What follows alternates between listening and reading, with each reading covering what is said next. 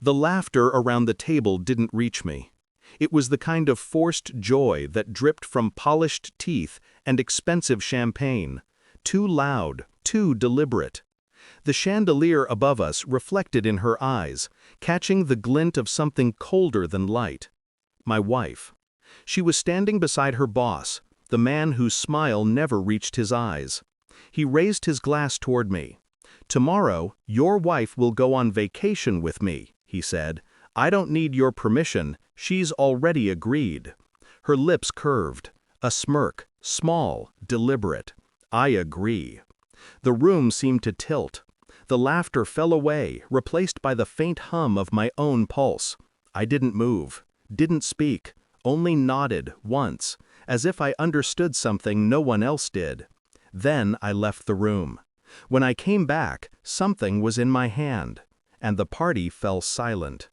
It began 2 weeks earlier. A call past midnight. Her voice low, breathless, claiming it was work.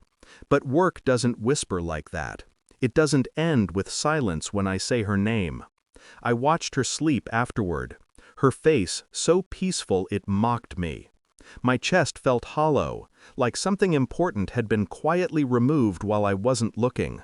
That was the first fracture. The second came with a message I wasn't meant to see.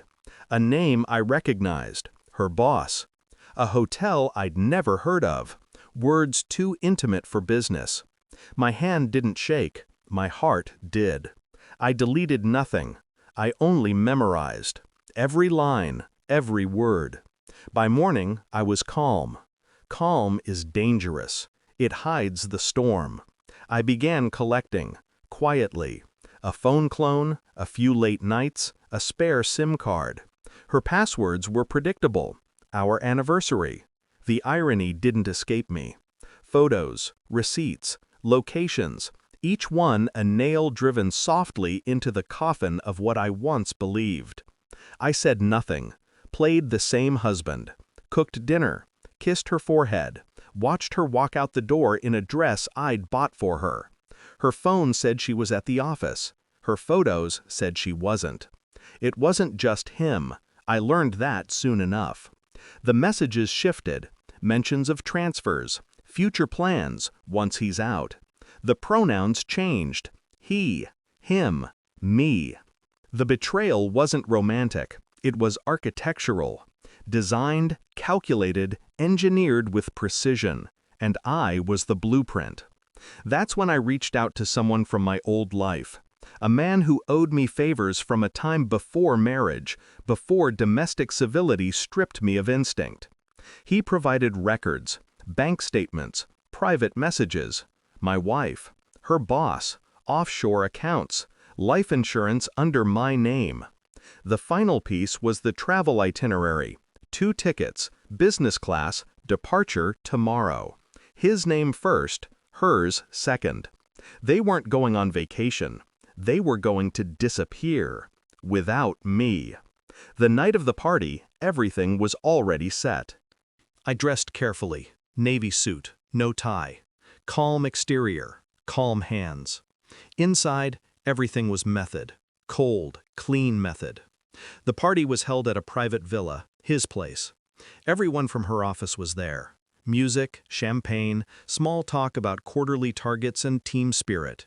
Then he approached me, the man who thought he owned her, the man who thought I didn't know. "Tomorrow, your wife will go on vacation with me." His tone was smug. The room half listened, half laughed. My wife smirked. I agree. That's when I stood up, walked out, came back, and set the folder down. It wasn't a weapon in my hand, it was truth. The folder hit the table with a sound sharper than glass. The music faltered. I opened it just enough for her to see the first page, bank transactions, then photos, then the flight confirmation. Her color drained. He laughed nervously. "What is this, some kind of joke?" I looked at him, then at her. No joke. I turned the page, DNA results, financial transfers, her emails, his messages. A quiet gasp spread through the room like infection. My wife's voice broke first. How did you?" I listen, I said, even when no one else does. Her boss stepped forward, anger twitching in his jaw. You can't prove. I cut him off. Already did. The board has copies. The authorities will have the rest by morning. He froze. Her eyes widened. She knew I wasn't bluffing. That's when I leaned closer, voice almost a whisper. You thought I didn't see you, but I was never blind. I was waiting. The silence stretched. Everyone watched. I looked at her one last time. Enjoy your vacation, I said. You've already paid for it. Then I walked away. Outside, the night was still. I could hear my heartbeat again, slow, steady, disciplined. In the reflection of the car window, I saw myself, calm, expressionless, the kind of face you see once and never forget. She ran after me once, calling my name, begging to explain. I didn't turn. Her voice broke against the sound of my engine starting. Later, at home, I poured a drink and watched the firelight dance across the living room. The folder lay open beside me, the edges curling from heat. I didn't need it anymore. The truth had already done its work. Betrayal is loud when it starts, but when it ends quietly. I burned every page, watched the flames eat their lies one by one until all that was left was ash. I wasn't angry anymore. Anger implies connection. What I felt was something purer, freedom. They would wake tomorrow to headlines, fraud, embezzlement, corporate scandal. Her career, gone. His empire, ruined. And they would know I hadn't shouted, threatened, or begged. I'd simply turned the lights on. Truth doesn't need violence. It only needs to be seen. I stepped outside as the first light broke through the clouds. The air was cold. I thought about what it meant to be free of lies, of people, of illusions. Some men fight to reclaim what's theirs. I chose to let it burn. By the time the sun rose, I was already gone.